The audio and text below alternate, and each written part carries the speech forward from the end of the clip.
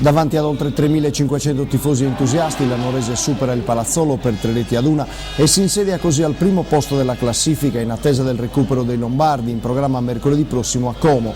In un quadrivio gremito e colorato di verde e azzurro, la Nuorese ha legittimato la vittoria con una prestazione di assoluto valore, disputando una gara ricca di contenuti tecnici ed agonistici.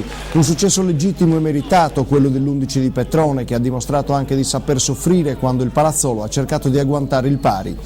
Al 22esimo del primo tempo la Nuorese sblocca il risultato, Cosa batte dal limite, Marigno ci mette una pezza ribattendo, ma Jorge Dossù, il migliore in campo, ribadisce in gol facendo esplodere di gioia il quadrivio.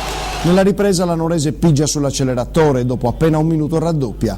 Dopo una respinta di piede del portiere lombardo, Priore centra la traversa, ma sulla palla arriva Nuvoli che di testa ribadisce in gol. E qui la Nuorese commette forse l'unico errore di una gara altrimenti perfetta, allentando la concentrazione. Il Palazzolo si riversa in attacco e Torri al 10° trova la zampata giusta, anticipando Pettinari e dimezzando così lo svantaggio.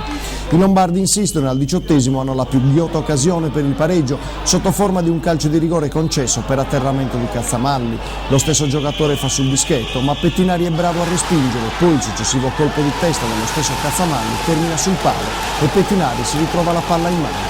Scampato il pericolo, la Nuorese si ritrova e chiude la partita con la Tartara al termine di un'azione iniziata da Dossù, con palla messa poi al centro da Collaro per il gol del regista della Nuorese. E al fischio finale è festa grande sugli spalti e in campo, la Nuorese vola in testa e può davvero sognare.